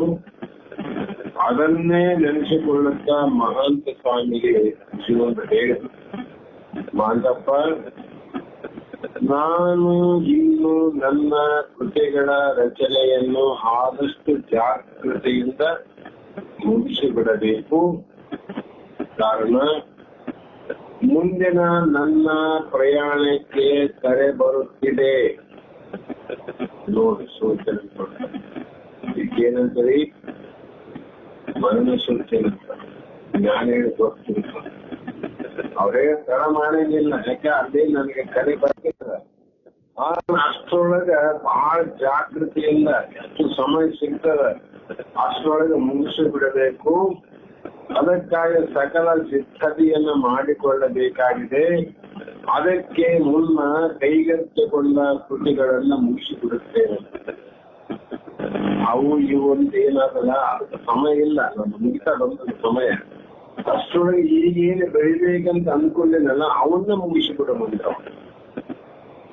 ಅವಾಗ ಮಹಂತಪ್ಪಲ್ಲ, ಮುಂದಿನ ಪ್ರಯಾಣ ಅಂತ ಅಂದ್ರಲ್ಲ, ಪ್ರಯಾಣ ಅಂದರೆ ಏನು ಗುರುಗಳೇ, ಎಲ್ಲಿಗೆ ಗುರುಗಳೇ ಅಂತ ಮಹಂತ ಸ್ವಾಮಿ. ಎಲ್ಲಿಗೆ ಪ್ರಯಾಣ ಇರಲಿ, ಈಗ ನನ್ನ ರಗಳೆಯ ಕೃತಿಯನ್ನ ಪ್ರಾರಂಭಿಸುತ್ತೇನೆ. ಅದನ್ನ ಪರಮಾರ್ಥ ಗೀತೆ ಎಂದು ಕರೆದಿದ್ದೇನೆ. ಅದು ಕೂಡ ಗುರು ಶಿಷ್ಯರ ಸಂವಾದ ರೂಪದಲ್ಲೇ ಇರುತ್ತದೆ. ಅನುಭವ ಸಾರ ಹೇಗೆ ಗುರು ಶಿಷ್ಯರ ಸಂವಾದ, ಎಲ್ಲವೂ ಗುರು ಶಿಷ್ಯರ ಸಂವಾದ. ಪರಮಾನುಭವದೇನದು, ಅದು ಗುರು ಶಿಷ್ಯರ ಸಂವಾದ. ರೈತರಾದೇವಿ ಯಜ್ಞವಲ್ಕರ ಸಂಬಂಧ, ಪ್ರಾಪಂಚಿಕ ದೃಷ್ಟಿಯಲ್ಲಿ ಸತಿಪತಿಗಳು, ಪಾರಮಾರ್ಥ ದೃಷ್ಟಿಯಲ್ಲಿ ಗುರು ಶಿಷ್ಯ. ಅನುಭವ ಸಾರ ಗುರು ಶಿಷ್ಯರ ಸಂವಾದ. ಪರಮಾರ್ಥ ಗೀತೆ ವಸಿಷ್ಠ ಮಹರ್ಷಿಗಳು ಶ್ರೀರಾಮಚಂದ್ರ ಸಂವಾದ ಗೀತೆ. ಹೀಗೆ ಆದರೆ ಅದನ್ನು ಶಿಷ್ಯರಿಗೆ ಓದಿ ಪ್ರವಚನ ಮಾಡುವ ಕೆಲಸವನ್ನ ನಿನಗಿಟ್ಟಿನನ್ನು ನಿಜವರು. ಅದನ್ನ ಓದೋಕು ನೀನೇ ಪ್ರವಚನ ಮಾಡಬೇಕು, ನಾ ಬರೀಬೇಕ. ಅದನ್ನ ಮಾಡ್ತಾ ಕುಂತ್ರೆ ಬರೆಯೋದು ಮುಗಿದಿಲ್ಲ ಅಂತ ಹೇಳಿ ಇನ್ನು ಮುಂದಿನ ಸಮಯ ಎಲ್ಲವನ್ನ ಬರೆಯುವುದರಲ್ಲಿಯೇ ಕಳೆಯಬೇಕಾಗುತ್ತದೆ. ಉದ್ದೇಶಿತ ಕಾರ್ಯ ಅರ್ಥಕ್ಕೆ ನಿಲ್ಲವಾಗುತ್ತದೆ. ಅದೇನು ಉದ್ದೇಶ ಸಂಕಲ್ಪ ಮಾಡಿವಿ ಆ ಕಾರ್ಯ ಅರ್ಥಕ್ಕೆ ನಿಲ್ಲವಾಗುತ್ತದೆ. ಅದಕ್ಕೆ ಮಹಾತ್ಮರು ತಾವು ಯಾವುದೇ ಧರ್ಮ ಕಾರ್ಯ ಪುಣ್ಯ ಕಾರ್ಯವನ್ನು ಕೈಗೆತ್ತಿದ್ರೆ ನಿಜವಾದ ಪುಣ್ಯಾತ್ಮರಿಗೆ ಧರ್ಮವಂತರಿಗೆ ಆ ಕಾರ್ಯ ಮುಗಿತನು ಸಮಾಧಾನವಾಗಿದೆ. ಯಾಕೆ ಅವರಿಡುವುದು ಅಧರ್ಮದ ಕಾರ್ಯ ಅಲ್ಲ, ಅನೀತಿಯ ಕಾರ್ಯ ಅಲ್ಲ, ಧರ್ಮ ಕಾರ್ಯ ಹಿಡಿದರಂದ್ರೆ ಅದು ಯಾವಾಗ ಮುಗಿತು ಅಂತ ಅವರಿಗೆ ಕಳವಳಿ ಇರ್ತದೆ. ಅದರಂತೆ ನಿಜಗುಣರಿಗೆ ಇದನ್ನ ಅರ್ಥಕ್ಕೆ ನಿಲ್ಲಿಸಬಾರದು. ಮುಂದೆ ಮಾಡೋರು ಯಾರು ಮಾಡ್ತಾರಂತ ಈಗ ಕರೀತಾರೆ. ಅದಕ್ಕಾಗಿ ನಮ್ಮ ಕಣ್ಣೆದುರಿಗೆ ಆಗತ್ತೆ ಅಂತ ಇಚ್ಛೆ ಪಡ್ತಾರೆ. ಅದೇ ಪ್ರಕಾರವಾಗಿ ಅಂದಿನ ದಿನದಿಂದಲೇ ಆತುರದಿಂದ ಕೃತಿ ರಚಿತ ಸಾಗಿತು. ಅಲ್ಲಿ ಏನು ಅಂದ್ರೆ ಪರಮಾರ್ಥ ಗೀತೆಯಲ್ಲಿ ಪ್ರಾರಂಭದಲ್ಲಿ ಅಧಿಕಾರಿ ಲಕ್ಷಣವನ್ನು ನಿರೂಪಣೆ ಮಾಡ್ತಾರೆ. ಮುನ್ನವೇ ಭಕ್ತಿ ಕ್ರಿಯೆಯಂ ನೆರೆ ಪರಿಶುದ್ಧವಾದ ಬುದ್ಧಿಯನ್ನುಳ್ಳ ಸಮುನ್ನತ ಸದ್ಗುಣಗಳ ಸಂಪನ್ನಕ್ಕೆ ಸ್ವರೂಪವಿದನು ಸಾಕಲ್ಲ. ಯಾರು ಈ ಗ್ರಂಥಕ್ಕೆ ಅಧಿಕಾರಿಗಳು, ನಿನ್ನೆ ಹೇಳಿದ ಕಪ್ಪು ಜನಕ ಅಧಿಕಾರಿಗಳು ಯಾರು, ಮತ್ತೆ ದೇಶವನ್ನ ಕಾಯುವ ಸೈನಿಕನ ಹುದ್ದೆಗೆ ಸೇರಬೇಕಾದ ಎಲ್ಲರೂ ಅಧಿಕಾರಿಗಳಲ್ಲ. ದೇಹದ ಆರೋಗ್ಯ ಬೇಕು, ಎತ್ತರ ಬೇಕು, ಇಂದ್ರಿಯಗಳು ಪಟುತ್ವದಿಂದ ಕೂಡಿರಬೇಕು. ಅವನಿಗೆ ತನಗೆ ಅರಿಯುವಂತ ಸ್ವಲ್ಪ ಜ್ಞಾನ ಇರಬೇಕು. ಅಂತವನ್ನ ಸೈನ್ಯದಲ್ಲಿ ಸೇರಿಸ್ತಾರೆ ಎಲ್ಲರೂ ಕರೆಗೆ. ಅದರಂತೆ ಇಲ್ಲಿ ಪರಮಾರ್ಥ ಗೀತೆಗೆ ಗುರು ಶಿಷ್ಯರ ಸಂವಾದಕ್ಕೆ ಅಧಿಕಾರಿಗಳು ಯಾರು ಅಂದ್ರೆ ಮುನ್ನವೇ ಭಕ್ತಿ ಕ್ರಿಯೆ. ಈ ಗುರುವಿನಲ್ಲಿಗೆ ಬರುವುದ ಮುಂಚಿತವಾಗಿ ಭಕ್ತಿ ಎಂದರೆ ಭಕ್ತಿ ಕ್ರಿಯೆಗಳಿಂದ ಆ ಭಕ್ತಿಗೆ ಹಲವಾರು ರೀತಿ ವ್ಯಾಖ್ಯಾನ ಮಾಡ್ಯಾರ. ಧರ್ಮಕ್ಕೂ ವ್ಯಾಖ್ಯಾನ ಮಾಡ್ಯಾರ. ಮುಖ್ಯವಾಗಿ ಪರಮಾರ್ಥ ಗೀತೆ ಅನುಗುಣವಾಗಿ ಭಕ್ತಿಯನ್ನು ವಿಚಾರ ಮಾಡಬೇಕು ಅಂದ್ರೆ ಸರ್ವವೆಲ್ಲವೂ ಚಿದಾತ್ಮ ಭಾವನೆ ಕರೆಗೊಂಡು ಸರ್ವ ಸಮತ್ವದಿಂದ ಭಕ್ತಿ ಅಂತ. ಎಲ್ಲವೂ ಕೂಡ ಪರಮಾತ್ಮನ ಸ್ವರೂಪವೇ. ಜಗತ್ತು ಇದು ಜಗದೀಶನ ಸ್ವರೂಪನೇ. ಈ ಮನುಷ್ಯರೆಲ್ಲರೂ ಮಹಾದೇವನ ಸ್ವರೂಪನೇ ಅಂತ ತಿಳ್ಕೊಂಡು ಆ ಭಕ್ತಿ ಅಂದ್ರೆ ತನ್ನ ಶರೀರ ಭಾವನೆಯ ಮರೆತು ಭಗವಂತನಲ್ಲಿ ಪ್ರೇಮವನ್ನಿಡುವುದೇ ಭಕ್ತಿ. ಪರಮಾತ್ಮನ ಹೋಗ್ಬೇಕಾದ್ರೆ ದೇಹ ಭಾವನೆ ಇಟ್ಕೊಂಡು ಹೋಗಿಲ್ಲ. ಬೇಡರ ಕಣ್ಣಪ್ಪ ಹೋಗಿಲ್ಲ, ಕಣ್ಣು ಕಿಕ್ಕಿತ್ತ ಪರಮಾತ್ಮ. ನಾವು ಕಣ್ಣು ಕೊಡುವಂತ ಪರಮಾತ್ಮ ಕೇಳ್ತೀವಿ, ಕಣ್ಣು ಕೊಡೋಂತ ಕೇಳ್ತೀವಿಲ್ಲ. ಬೇಡರ ಕಣ್ಣಪ್ಪ ಏನ್ ಮಾಡಿದ್ರ? ಕಣ್ಣು ಕೇಳಲ್ಲ. ನನ್ನಪ್ಪನ ಕಣ್ಣಲ್ಲಿ ರಕ್ತಧಾರೆ, ಪರಮಾತ್ಮನ ಕಣ್ಣಲ್ಲಿ ರಕ್ತ ಬರ್ತದಂದ್ರೆ ನನ್ನ ಕಣ್ಣಿದ್ದು ಏನು ಸಾರ್ಥಕ ಅಂತ ಇದ್ದ ಕಣ್ಣನ್ನ ಕಿತ್ತಿ ಭಗವಂತಿಗೆ ದಾನ ಮಾಡಿದ. ಇದು ಭಕ್ತಿ. ಇದು ಸಾಮಾನ್ಯರಿಗೆ ಬರೋದಲ್ಲ. ಹಾಗೆ ಭಕ್ತಿಗೆ ನೆರೆ ಪರಿಯುಕ್ತ ಬುದ್ಧಿ. ಯಾವಾಗ ಭಕ್ತಿಯ ಕ್ರಿಯೆಗಳು ಪ್ರಾರಂಭ ಆದಾಗಲೇ ಪರಿಶುದ್ಧ ಆಗ್ತದೆ. ಬಟ್ಟೆ ಮನೆಗಳ ಕೈಯಿಂದ ಹೋದಿವಿ, ಹಳದ ನೀರ್ ಹಾಕಿದ್ವಿ, ನೆನೆಸಿದ್ವಿ, ಬಣ್ಣೆ ಮೇಲೆ ಇಟ್ವಿ, ಬಟ್ಟೆ ಶುದ್ಧ ಆಗ್ತದೆ. ಇಲ್ಲ, ಆ ಬಟ್ಟೆಗೆ ನೀರು ಬೇಕು, ಇಲ್ಲ ಅಂತಲ್ಲ, ಶುದ್ಧ ಮಾಡಕ್ ನೀರು ಬೇಕು. ಅಷ್ಟರೊಳಗೆ ಆಗ್ಲಿಲ್ಲ, ಮುಳುಗಿದ್ರೆ ಆಗ್ಲಿಲ್ಲ.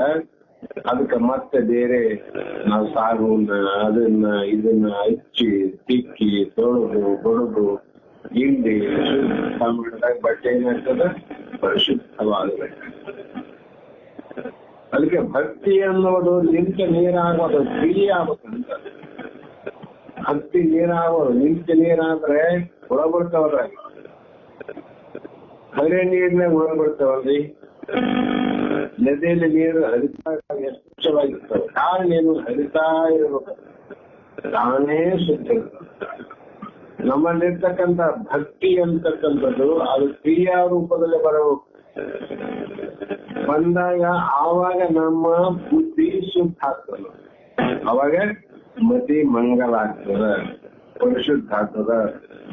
ಅಂತ ಉನ್ನತ ಸದ್ಗುಣಗಳನ್ನು, ಇವು ಗುಣಗಳು ಬೇರೆ, ದುರ್ಗುಣಗಳು ಬೇರೆ, ಗುಣಗಳು ಬೇರೆ, ಸದ್ಗುಣಗಳು ಬೇರೆ, ಉನ್ನತ ಗುಣಗಳು ಬೇರೆ. ಉನ್ನತ ಗುಣ ಅಂತ ಬರ್ತದೆ.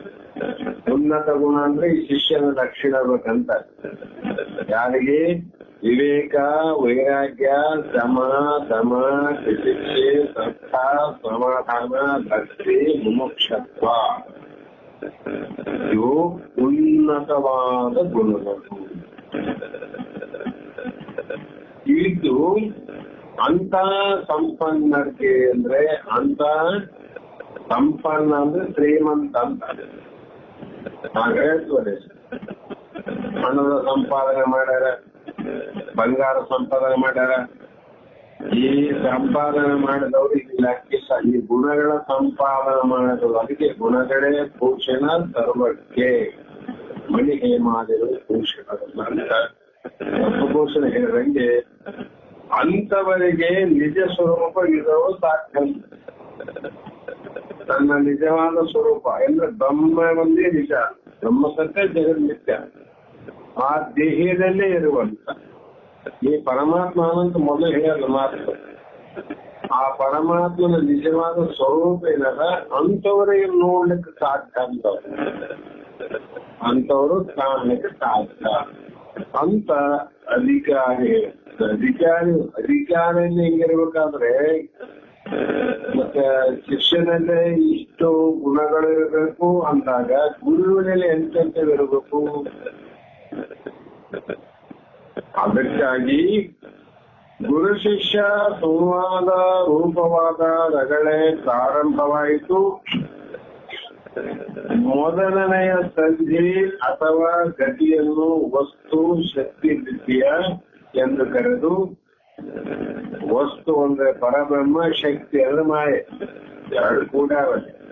ಈ ಸಂಧಿಯಲ್ಲಿ ಎರಡರ ಬಗ್ಗೆ ಹೇಳ್ತಂದ್ರ, ಒಂದು ನಿಜವಾಗಿರುವಂತ ಪರಮಾತ್ಮನ ಬಗ್ಗೆ, ತೋರಿ ಇಲ್ಲದೆ ಆಗುವಂತ ಒಂದು ದೇಹದ ಬಗ್ಗೆ ಈ ಸಂಧಿ ಅಥವಾ ಗತಿಯನ್ನು ಹೇಳುತ್ತೇನಂತ ಹೇಳಿ, ಅಲ್ಲಿ ಶಿವ ಮತ್ತು ಶಕ್ತಿಯರ ಸಂಬಂಧವನ್ನು ಹೇಳಿದ್ರು.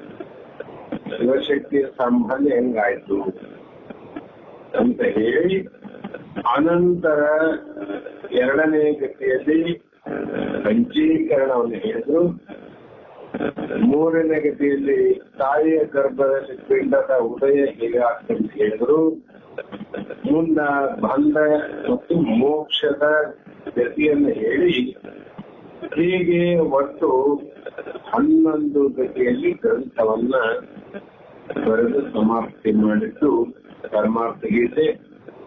ಆ ಗೀತೆಯನ್ನ ನೀವು ಕೂಡ ಗುರುಗಳು ಇರುವಾಗ ಕೇಳಿರಿ, ಬಸವಾನಂದರು ಬಾಯಿಂದನೇ ಕೇಳಿರಿ. ಮತ್ತೆ ಅವರು ದೇಹ ಬಿಟ್ಟ ನಂತರ ನಾವು ಕೂಡ ಒಂದು 2 ಸಲ ಅದ್ರ ಬಗ್ಗೆ ವಿಚಾರವನ್ನು ಮಾಡೀವಿ ಅಂತ ಅನ್ಸ್ತದ. ಅದು ಕೇಳೋರಿಗೆಲ್ಲ ಗೊತ್ತು.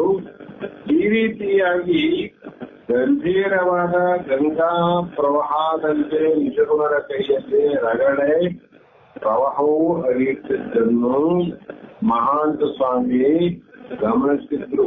ಗಂಗಾ ನದಿ ನೀರು ಹೆಂಗ ಧಾರಾಕಾರ ವಹಿಸ್ತದ ಅದರಂತೆ ನಿಜಗಳು ಪರಮಾರ್ಥ ಗೀತೆಯನ್ನು ಬರೆಯುವಾಗ ನಗಳೆಗಳು ಅವ್ರಿಗೆ ಗೊತ್ತಿಲ್ಲದಂತೆ ನೀರು ಹರಿದಂಗೆ ಹೆಚ್ಚಿರ್ತದೆ. ಅಷ್ಟು ಜ್ಞಾನ ಅವರಿಗೆ. ಮತ್ತೆ ದಿನ ದಿನವೂ ಬರೆದನ್ನು ಆತನೇ ಮೊದಲು ಓದುತ್ತಿದ್ದ. ಯಾರು ಮಹಾಂತಪ್ಪ ನಿಸ್ಸಂಗತಿಯನ್ನು ಪಡೆದವನ ನಿಲುವನ್ನು ಒಂದು ಕಡೆ ಹೀಗೆ ವರ್ಣಿಸಿದ್ದರು ಗುರುಗಳು. ಆ ದೇಹದ ಒಳಗೆ ಇಟ್ಟು ದೇಹದ ಸಂಘದಲ್ಲಿ ಇರಲಾರಂತವನು ನಿಸ್ಸಂಗ ಅಂದಂತೆ. ನಿಸ್ಸಂಗ ಮನೆಯೊಳಗೆ ಬೈಲಾದ ಮನೆ ಸಂಘ ಮಾಡಿದೆ. ಮನೆಯೊಳಗೆ ಬೈಲಾದಿಷ್ಟು ಎಷ್ಟು ವರ್ಷ ಆಯ್ತು? ಇದು ಕಟ್ಟಿ 25 ವರ್ಷ ಆಯ್ತು. 25 ವರ್ಷದಿಂದ ಈ ಮನೆಗೆ ಆದ ಬೈಲ್. ಅದು ಈ ಮನೆಗೆ ಎಷ್ಟು ಸಲ ಜೀಡಿ ಹೊಡೆದೀವಿ, ಬಣ್ಣ ಹೊಡೆದೀವಿ, ತಿಕ್ಕೀವಿ, ತೊಳೆದೀವಿ, ಏನೇನು ಮಾಡಿ. ಹೌದು, ಈ ಮನೆ ಸಂಘದ ಒಳಗೇನೆ ಬೈಲಾದ. ಈ ಬೈಲೇನ ತಿಕ್ಕಿಗ, ತೊಳೆದ, ಬಡದ, ಏನ್ ಮಾಡಿ.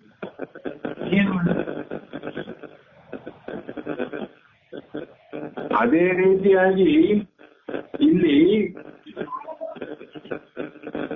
ಆ ನಿಸ್ಸಂಗತೆ ಪಡಲವನ ಇರವು ಕಲ್ಪನೆಗೆ ಅದು ಬರವು. ಅದು ತೆರೆ ಎಳಗಿದ ಸಾಗರದಂತೆ ಅದು ಮೇಘನ್ ತೊಲಗಿದ ನಟದಂತೆ ಹೊರಗಡದಲೆ ವಾಳಿಯ ಸುದಿಯಂತೆ ಮೊಳಕ ನಡೆಗೆದ ಎಡೆಯ ಸುಡರಂತೆ ಎಲೆಯುಗಳಿದ ಸೊರಗಿನ ಪರಿಯಂತೆ ನೆಲೆಸಿದ ಸುಖ ನಿಶ್ಚಿತರಂತೆ. ಎಷ್ಟು ಪ್ರಾಮಾಣಿಕ. ಸುಮ್ಮನೆ ಕೇಳಿದ್ರೆ ಅನ್ಕಾಗ್ತದ. ಸುಮ್ಮನೆ ಒಂದೆರಡು ವಿಚಾರ ಮಾಡಿ. ದೇಹದೊಳಗೆ ಇದ್ದು ಜಗತ್ತಿನ ಒಳಗಿದ್ದವನು ಪರಮಾತ್ಮ. ಜಗತ್ತಿನ ತುಂಬಾ ಎಲ್ಲರ ದೇಹದ ಒಳಗಿದ್ದವನು ಜೀವ. ದೇಹದ ಒಳಗಿದ್ದದಕ್ಕೆ ಜೀವಾತ್ಮ ಅಂದ್ರು. ಜಗತ್ತಿನ ತುಂಬಾ ಇರೋದಕ್ಕಾಗಿ ಪರಮಾತ್ಮ. ಅಷ್ಟು ಹೊರಗ ಮಹಾ ಬೈಲಂತಿ ಭಾರಿ ಬೈಲು ಗಾಳಿ ಊಟ ಅದೇ ಬೈಲು ಮನೆಯಾಗಲಿ. ಆ ಬೈಲಿಗೂ ಈ ಬೈಲಿಗೆ ಏನ್ ವ್ಯತ್ಯಾಸ ಇಲ್ಲ. ಗೋಡೆ ಕಿತ್ತದಕ್ಕೆ ಮನೆಯೊಳಗೆ ಬೈಲಾಯ್ತು, ಗೋಡೆ ಆಚೆ ಇರೋದಕ್ಕಾಗಿ ಗೋಡೆ ಆಚೆ ಇರೋದಕ್ಕೆ ಬೈಲು ಅಂತ. ಅದರಂತೆ ಆ ಆತ್ಮಜ್ಞಾನವನ್ನ ತನ್ನ ನಿಜವಾದ ಸ್ವರೂಪವನ್ನ ತಿಳಿದಂತ ಜ್ಞಾನಿ ಇರುವಿಕೆ ಅಥವಾ ತಿಳಿದಂತ ಸಾಧಕನ ಇರುವಿಕೆ. ತಿಳಿಯಲು ಇಚ್ಛೆ ಆಪೇಕ್ಷೆಯನ್ನು ಮಾಡಿ ತಿಳಿದವರ ಇರುವಿಕೆ ಹೇಗಿರ್ತದ ಅಂತ ಕೇಳಿದ್ರೆ ವಶಿಷ್ಠ ಮಹರ್ಷಿಗಳು ರಾಮನ ಕೊಡ್ತಾರೆ. ಸೂನು ತಿಳಿಯೇ ಕಲ್ಪನೆಗೆ ಅದು ಪರವು. ಸೂ ಅಂದ್ರೆ ಹೇ ರಾಮನಾದ ಶಿಷ್ಯನೇ ಕೇಳು, ಅದು ಹೇಗೆ ಇರ್ತದ ಅಂತ ಕೇಳಿದಲ್ಲ, ಅದು ಕಲ್ಪನೆಗೆ ಅತೀತವಾದದ್ದು. ಅವನ ಇರುವಿಕೆ ಹೀಗೆ ಇರ್ತಾರ ಅಂತ ಹೇಳಂಗಿಲ್ಲ. ಕಲ್ಪನೆಗೆ ಮೀರಿಸಬಾರ್ದು. ಅದು ಹೇಗೆ ಅಂದ್ರೆ ಹೇಳ್ತೀನಿ, ಒಂದ್ 2-3 ಮಾತುಗಳು. ಅದು ತೆರೆಯೊಳಗಿನ ಸಾಗರ ಅಂದ್ರೆ ತೆರೆ ಅಂದ್ರೆ ಗೊತ್ತಲ್ಲ, ಅದಕ್ಕೇನಂತ ಇನ್ನೊಂದು ಶಬ್ದದಲ್ಲಿ ಅಲೆ ಅಂತೀವಿ. ಸಮುದ್ರದಲ್ಲಿ ಅಲೆಯ ರೂಪವಾಗಿ ಹೇಳ್ತವೆ, ಇದಂತ ಅಲೆ ಹೇಳ್ತವಲ್ಲ. ಅವಾಗ ಆ ಸಮುದ್ರದಲ್ಲಿ ಅನಂತ ಕ್ರಿಯೆಗಳು ನಡೆದಂಗ ಆಗ್ತವೆ. ಆ ಒಳಗಿದ್ದವರು ಹೊರಗೆ ತಂದಾಗ್ತದ, ಹೊರಗಿದ್ದವರು ಒಳಗೋಯ್ತದೆ. 2 ಕ್ರಿಯೆ ಅದ. ಸಮುದ್ರದ ಸಮೀಪ ಒಳಗೆ ಏನ ನಿಂತ ಹೊರಗೆ ದಂಡಿ ತಂದಾಗ್ತದ ನೋಡಿ. ನಾವು ನಿಂದಿರ್ಬೇಕು. ಆ ನೀರು ನಾವಿದ್ದಲಿಗೆ ಬರುತ್ತೆ. ನಮ್ದು ಒಳಗಿನಿಂದ ಬರ್ತಾವಂತ ಆಯ್ತದೆ. ಮತ್ತೆ ನೀನು ಕೈ ಕಾಲು ಸ್ವಲ್ಪ ಜೋತು ಬಿದ್ದು ನಿನ್ನ ಹೊರಗಿದ್ದವ್ ಒಳಗೆ ಹೇಳ್ಕೊಂಡು ಹೋಗ್ತದೆ. ನೀರೇಗಳನ್ನಪ್ಪ ಹೋಗಿ ಹೋಗ್ತ ಅಂತ ನೀನು 2 ಕೆಲಸ ಮಾಡ್ತಾರದು. ಅದರಂತೆ ಆ ಸಮೂಹ ಅಲೆಗಳು ನಿಂತಾಗ ಅಲ್ಲೇನಾಯ್ತು, ಅಲೆಗಳು ಒಂದು ಅಲೆ ಇರ್ತಿಲ್ಲ. ಅವಾಗ ಅದು ಸಾಗರದಂತೆ ಅಂದ್ರೆ ಅಲ್ಲೇ ಇಲ್ಲದ ಶಾಂತವಾದ ಸಮುದ್ರದಂತೆ ನೋಡೋದು ಹಂಗೆ. ಅದರಂತೆ ಜ್ಞಾನಿಗಳಲ್ಲಿ ಯಾವ ಅಲೆಗಳಿಲ್ಲ. ಜ್ಞಾನಿಗಳಲ್ಲಿ ಮನಸ್ಸಿನಲ್ಲಿ ಹೇಳುವಂತ ಸಾಗರಲ್ಲಿ ಹೇಳುವ ಅಲೆಗಳು. ಮನಸ್ಸಿನಲ್ಲೇ ಅಲೆಗಳು, ಸಂಕಲ್ಪ ವಿಕಲ್ಪ, ಬೇಕು ಬೇಡ ಇವೆಲ್ಲ ಅಲೆಗಳು ಎಲ್ಲಿ ಹೇಳ್ತವ್ರಿ ಅಂದ್ರೆ ಚರ್ಮದ ಮೇಲೆ ಅಲ್ಲ, ಮನಸ್ಸಿನ. ಅವಾಗ ಮನಸ್ಸು ಏನಾಗ್ತದ, ಕ್ಷೋಭ ಉಂಟಾಗ್ತದೆ, ಮನಸ್ಸು ಚಂಚಲವಾಗ್ತದೆ, ಮನಸ್ಸು ಅನಂತ ರೀತಿಯ ಕಾಮ ಕ್ರೋಧಾಗ್ನಿಯ ಗುರಿ ಆಗ್ತದೆ. ಮನಸ್ಸಿಗೆ ಏನು ಮಾಡಬೇಕು ಅನ್ನುವುದು ವಿಚಾರ ಹೀನಾಗಿ ಏನು ಮಾಡಬಾರದು ಅದೆಲ್ಲವನ್ನು ಮಾಡಲಿಕ್ಕೆ ಪ್ರಾರಂಭ ಮಾಡ್ತದೆ. ಅದು ಎಲೆಗಳಿಗೆ ಎದ್ದಂಗೆ ಸಮುದ್ರ ಕ್ಷೋಭಗೊಂಡಂಗೆ ಈ ಮನಸ್ಸಿನಲ್ಲಿ ಹೇಳ್ತಾ ಆ ಸಮುದ್ರದ ಶಾಂತಿ ಅದ. ಅದ್ರಲ್ಲಿ ಅವನ ಮನಸ್ಸಿನಲ್ಲಿ ಬೇಕು ಬೇಡ ಸಂಕಲ್ಪ ವಿಕಲ್ಪ ಏನಿಲ್ಲ, ಆರಾಮ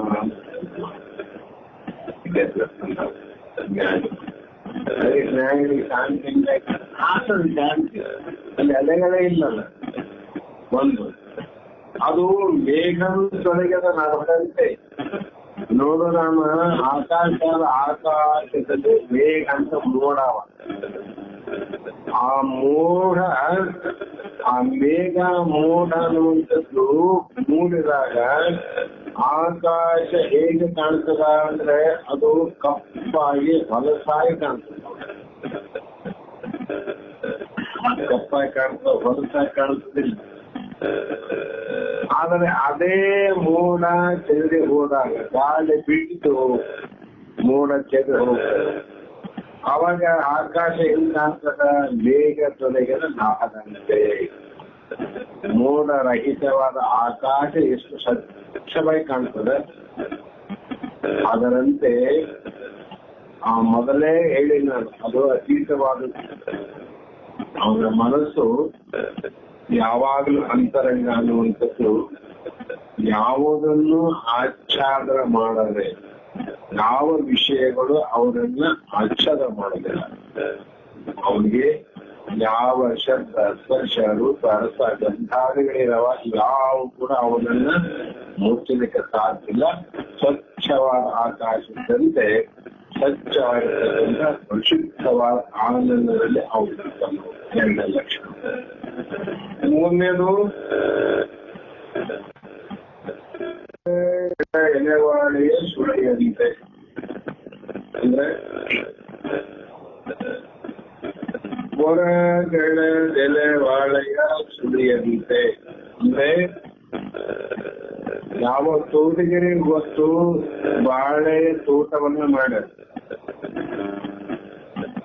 ಆ ಎಲೆಗಳು ಈಗ ಸುಳಿಯನ್ನು ಸುಳಿ ಆ ಡಿಲ್ಲನ್ನು ತೆಗೆದು ಮೇಲೆ ಎಲೆಯನ್ನು ಕಿತ್ತಿ ಒಂದೊಂದು ಸುಟ್ಟು ಹೋದಾಗ ಅಲ್ಲಿ ಏನಾದ್ರಿ ಬರೇ ಬೈಲ ಬಾಳದಿಂದ ಸುಳ್ಳಿ ಒಂದು ಸ್ವಲ್ಪ ಒಕ್ಕಡೋದು, ಇನ್ನೊಂದು ಒಕ್ಕಡ, ಅಲ್ಲಿ ಕೊನೆಗೆ ಏನಾದ್ರೂ ಏನಿಲ್ಲ ಅಂತ, ಬರೇ ಬೈಲ್ ಅಂತ. ಅದರಂತೆ ಅವನ ಮನಸ್ಸು ಮತ್ತು ಬುದ್ಧಿ ಎನ್ನುವುದಿರದ ಯಾವುದೂ ಇಲ್ಲದೆ ಪರಿಶುದ್ಧವಾಗಿ ಬರೇ ಬೈಲಾಗಿದೆ. ಆ ಸ್ವರೂಪದಲ್ಲಿ ನಿಂತಿರ್ತಾನ. ತನ್ನ ಸ್ವರೂಪ ಹೆಂಗದ, ಬಹಿರ ಸ್ವರೂಪ. ಆತ್ಮ ಬಯಲೇ ಅದು. ಆತ್ಮಿಗೆ ಆಕಾರ ಇಲ್ಲ, ನಿನ್ನೆ ಹೇಳಿಲ್ಲ, ಆತ್ಮಿಗೆ ಆಕಾರ ಇಲ್ಲ. ಅದಂತೆ ಮರುತ ನಡಗಿದ ಇಡೆಯ ಸೊಡರಂತೆ. ಮರುತ ಅಂದ್ರೆ ವಾಯು ಅಂತೀವಿ, ಗಾಳಿ ಅಂತೀವಿ. ಆ ಗಾಳಿಯ ದೀಪವನ್ನು ಹಚ್ಚಿದ್ರೆ ಆ ದೀಪ ತುಂಬ್ತದ, ಅಲಗಾಡ್ತದ. ಆದರೆ ಆ ಗಾಳಿ ಇಲ್ಲದ ಸಮಯದಲ್ಲಿ ಹಚ್ಚಿದ ದೀಪ ಹೇಗಿರ್ತದೆ, ಗಾಳಿ ಇಲ್ಲದ ಸ್ಥಳದಲ್ಲಿ ದೀಪ ಹಚ್ಚಿದ್ರೆ ಅದರಂತೆ ಅವನ ಅಂತರಂಗವು ಕೂಡ ಈ ರೀತಿ ಅಚಲವಾದ ತನ್ನ ಸ್ಥಿತಿಯಲ್ಲಿರ್ತದೆ. ಅಚಲವ, ಅದಕ್ಕೆ ಹೊರಚಿತ್ರ ದೀಪ ಅಂತ ಕರೀತಾರೆ. ಮತ್ತೆ ಎಲೆ ಉದರಿದ ತೊರೆಗಿನ ಬದಿಯಂತೆ. ರಮ ರಮ ನೋಡು, ಇಲ್ಲಿ ಗಿಡ ಆಗಲ್ಲ, ಆ ಗಿಡದಾಗ ಎಷ್ಟು ಎಲೆಗಳಾಗಿಲ್ಲ. ಎಲೆಗಳು ಇದ್ದ ಕಾರಣ ಸ್ವಲ್ಪ ಗಾಳಿ ಬಿಟ್ರೆ ಗಿಡನ ಅಲಗಾಡ್ತದೆ, ಹಿಂಗ ಹಿಂಗ ಹಿಂಗ ಅಂತದ ಗಿಡ ಅಂತಂದ ಗಿಡ. ಯಾಕೆ ಎಲೆ ಅವ, ಸ್ವಲ್ಪ ಗಾಳಿ ಬಿಟ್ರೆ ಸಾಕು ಒಯ್ದಾಡ್ತದೆ, ಹಿಂಗ ಹಿಂಗ. ಅದೇ ಎಲೆಗಳು ಉದುರಿತು ಅಂದ್ರೆ ಆ ಗಿಡದಾಗಿರ್ತಕ್ಕಂಥ ಎಲೆ ಹಣ್ಣಾಗಿ ಉದುರಿದಾಗ ಅಲ್ಲಿ ಏನಾಗ್ತದಂದ್ರೆ ಸ್ವಲ್ಪ ಗಾಳಿ ಸ್ವಲ್ಪ ಜೋರ ಗಾಳಿ ಬೀಸಿದ್ರು ಕೂಡ ಗಿಡ ಹಿಂಗ ಆಗದಿಲ್ಲ, ಅಲಗಾಡುತ್ತೆ. ಯಾಕೆ? ಎಲೆ ಇದ್ದ ಸಲುವಾಗಿ ಅಲಗಾಡುತ್ತೆ. ಅದರಂತೆ ಅವನ ಸಂಶಯಗಳಿರುವಂತ ಎಲೆಗಳು ಇದ್ದಾಗ ಮಾತ್ರ ಅವನ ಚಿತ್ತ ಅಲಗಾಡುತ್ತಂತ. ದೇವರ ಬೇರೆ, ನಾನು ಬೇರೆ, ಜಗತ್ತು ಬೇರೆ ಸಂಶಯ. ಈ ಸಂಶಯದ ಎಲೆಗಳಿದ್ದಾಗ ಸ್ವಲ್ಪ ಏನನ್ನ ಪಡೆದ ತಕ್ಷಣ ಆಯ್ತು ಅಲಗಾಡಕ್ ಶುರು ಮಾಡ್ತಾರೆ. ಈಗ ಅಚಲ ವೃತ್ತಿ ಆಗಿರ್ತದ, ಈ ರೀತಿ ಆಗಿರ್ಬೇಕು. ಮತ್ತೆ ನೆಲಸಿದ ಸುಖ ನಿದ್ರೆ ತರದಂತೆ ಚೆನ್ನಾಗಿ ನಿದ್ರೆ ಮಾಡುವಂತ ಮಾನವನ ಏನದ ಸುಖ ನಿದ್ರಿತ. ಮಲಗಿದಾಗ ನರನಿಗೆ ಸುಖವಾದ ನಿದ್ರೆಯಲ್ಲಿ ನಮ್ಮನ್ನೇ ಹೇಳಿ ಯಾವ ನಿಸ್ಸಂಗತೆಯನ್ನು ಪಡೆದಿರುವ ದೇಹದಿಂದ ನಿಸ್ಸಂಗ ಆಗಿರ್ಬೇಕು. ಮತ್ತೆ ಬೇರೆ ಅಂದಿಲ್ಲಿ ಹೋಗಿಲ್ ದೂರ ದೇಹದ ಯಾವುದೇ ಸಂಬಂಧಗಳು ಆತನಿಗೆ ಬರಬಾರದು. ದೇಹಕ್ಕೆ ಸಂಬಂಧ ಅವ? ಸ್ಥೂಲವಾದ ದೇಹಕ್ಕ ಜನನ ಮರಣ ವಿಕಾರ ಸಂಬಂಧ ಅವ. ಜನನ ಮರಣ ಸಂಬಂಧ ಆದಕ್ಕೆ ದೇಹಕ್ಕಾಯ್ತು. ಮತ್ತೆ ಮನೆಗೆ ಸಂಬಂಧ ಅದ, ಸುಖ ದುಃಖದ ಸಂಬಂಧ ಅದ. ಮನಸ್ಸೇ ಅಳೋದು ಮನಸ್ಸಿನ ಸಂಬಂಧ, ಇದು ದೇಹದ ಸಂಬಂಧ. ಮತ್ತೆ ಹಸಿವು ತೃಷೆ ಯಾರ ಸಂಬಂಧ ಅದ? ಉಣದು, ನೀರು ಕುಡಿಯೋದು ಪ್ರಾಣ ಸಂಬಂಧ ಅದ. ನಿಶ್ಚಯ ನಿರ್ಣಯ ಮಾಡೋದು ಯಾರ ಸಂಬಂಧ? ಬುದ್ಧಿಯ ಸಂಬಂಧ ಅದ. ನಾನು ನಂದು, ನಾನು ನಂದು ಅನ್ನೋದು ಯಾರ ಸಂಬಂಧ ಅದ? ಅಹಂ ಸಂಬಂಧ ಅದ. ಇವೆಲ್ಲವೂ ಇವುಗಳ ಸಂಬಂಧವಿನ ಇವುಗಳಿಗೆ ಸಾಕ್ಷಿ ಆಗಿರುವಂತ ನನಗೆ ಇವುಗಳ ಸಂಬಂಧಕ್ಕಿಲ್ಲ ಅಂತಕ್ಕಂಥದ್ದು ನಾವು ಹೆಂಗಿರಬೇಕು? ಮರಣ ಅನ್ನೋದು ಅವ್ರಿಗಿಲ್ಲ ಅಂತ ಹೇಳ್ಬೋದು. ನನ್ನ ದೇಹಕ್ಕಾಲ ಆತ್ಮ ಹಿಂಗಾಗ್ತದೆ. ಈ ರೀತಿಯಾಗಿ ನೆಲೆಸಿದ ಸುಖ ನಿಶ್ಚಿತ ನಿದ್ದೆ. ಅಲ್ಲಿ ನಿದ್ದೆ ನೆನೆಸ್ಬೇಕು, ನಿದ್ದೆ ಬರಬೇಕು. ಅದರಂಗ ಇಲ್ಲಿ ಕೂಡ ಬ್ರಹ್ಮಾಕಾರ ವೃತ್ತಿ ಬರಬೇಕು. ಆವಾಗ ಎದ್ದಾಗ ಈ ನಿದ್ದೆ ಆನಂದ ಆಗ್ತದೆ. ನಿದ್ದೆ ಬಂದ ಸುಖ ಆಗೋದಿಲ್ಲ. ಮತ್ತೆ ಇಲ್ಲಿ ನಿನ್ನ ಸ್ವರೂಪ ಜ್ಞಾನ ಆದಾಗ ಬ್ರಹ್ಮಾನಂದ ಆಗ್ತದೆ. ನಿದ್ದೆ ಬಂದಾಗ ಆನಂದ ಮಲಗಿದ್ದಾನೆ. ಕಣ್ಣು ಕಾಣಂತ ಅನಂತವಾಗಿ ಮಲಗಿದ್ದೆ ಹುಚ್ಚ ಅಂತಾರೆ. ಅದರಂಗೆ ಆ ಒಂದು ನಿಷ್ಠಾಂಗತೆ ಬಂದವರ ಇರುವುದು ಹೀಗೆ ಇರುತ್ತದೆ ಅಂತ ಸ್ವಲ್ಪ ವರ್ಣನೆಯನ್ನು ಮಾಡೋದು. ಮತ್ತೆ ನಾಳೆ ದಿನ ಇನ್ನೊಂದು 2-3 ನುಡಿಗಳನ್ನ ವಿಚಾರ ಮಾಡೋದು ಆಯ್ತು. ಇದು ಮಹಾಮಂಗಲಿಕ ಇನ್ನು ಒಂದು ದಿನ 2 ಜ್ಯೋತಿ ಬೆಳಗುತ್ತಿದೆ ಅನ್ನೋದ್ರಂತ ನಾವು ಕೂಡ ಜ್ಯೋತಿ ಬೆಳಗುತ್ತಿದೆ ಎನ್ನುವ ಮಹಾಮಂಗಲದಲ್ಲಿ ಎಂದು ಮಂಗಲ ಆಗ್ತದೆ.